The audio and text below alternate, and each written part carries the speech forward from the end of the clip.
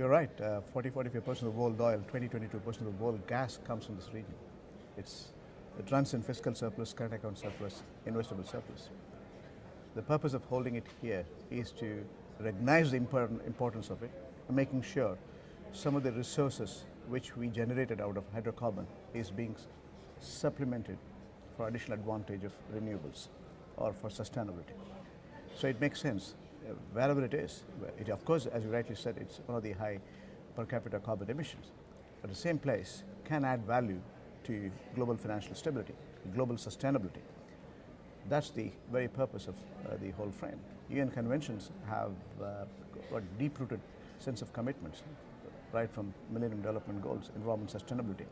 But so far, if you look at it, after Kyoto Protocol pronounced in 1997, no significant actionable execution has taken place. 2007 in Bali, 2009 in Copenhagen, 2010 in Cancun, Mexico, 2011 in Durban are all more of a chat show. I mean, there were deliberations, there were decisions, but if you look at the bigger picture, we need time for execution. We need actions. This is a defining moment. The global growth is at stake. Global financial stability is at stake. Millennium Development Goals are very vital to have financial stability. We have to create green economies. And where do you start? You start from the place where there is a maximum carbon emission. And that's precisely the reasons I think it's a visionary leadership which brought this concept here. I'm sure the deliberations in the coming days will be converted into actions. So in a way, you've brought the debate, you brought the conference to the heart of the problem. I mean, a country which was built to a large extent on gas and petrol development, and will continue to grow, presumably, still producing gas and oil. But the recognition is here, is it, in general, throughout the society in Qatar, that the problem needs to be dealt with? Absolutely. If you look at the leadership in the region, not only Qatar, if you look at the bigger picture as such, they're all committed for reducing the carbon emission. They are committed for renewables. Solar, this region itself is at its own, 365 days sunshine. This is the place where you can generate, and they can self-sustain their own captive consumption by exploiting the sunshine. Wind, again, is a viable commercial model. So the purpose is to showcase the commitment and making sure, meaningful deliberations takes place and initiatives are taking place. This affluent society is also adding value for the non-hydrocarbon, for renewables, building green economies, building, again, renewables, making sure the advanced technologies for industrial process are adding value to carbon neutral process. Setting up carbon exchange is our mission again. So those are long-term values. Sustainability is the name of the game. Social responsibility is integral part of the overall economic vision as well. What part does Doha Bank play in this process? Significant part.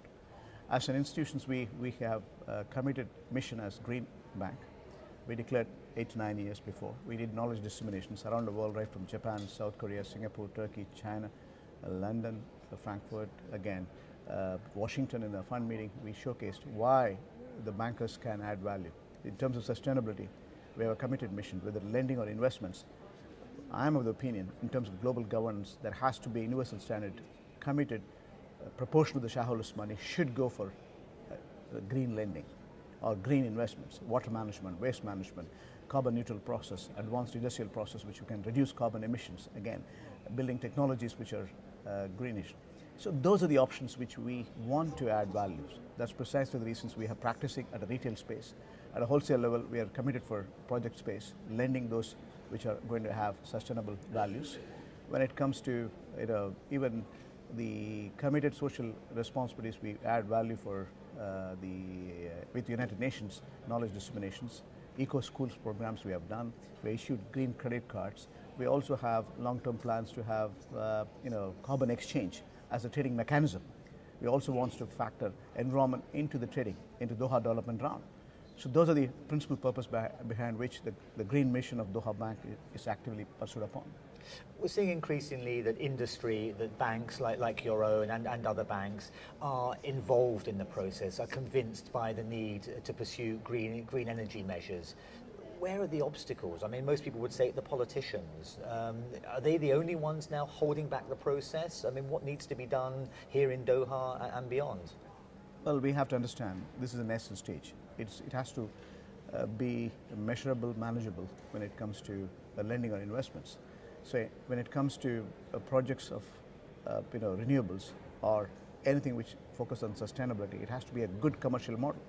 End of the day, it has to produce return, internal rate of return. And that's where the issue lies. The good commercial model is still evolving, number one. Number two, the advanced risk management techniques is not available in terms of measurable tools or manageable tools. That's a confusion most of the money lenders have got. The institutions who have got clear focus on commercial returns, they need to see the return versus risk versus return rather. So in concept, it's still, the development mechanism is evolving. Knowledge base is limited. Again, technology-wise, it's not converging in real order. Knowledge dissemination has not taken place as much as it should.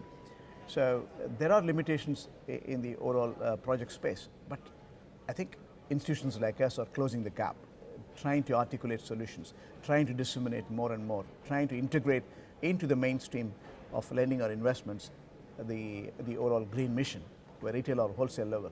We are trying to instill systems and procedures and policies and frameworks to make sure it becomes a mainstream practice of banking, and that's evolving. And that's where the investors need to be convinced. We need to make sure these are good commercial models. We need to make sure these the shareholders' funds are deployed, or mutual funds or funds which are mobilized from the public are deployed for right destinations, and right commercial model comes into perspective. That needs to be set in. As a design, it's evolving, but it has not taken great momentum, and that's where institutions like Doha Banks plays a vital role to propagate and practice.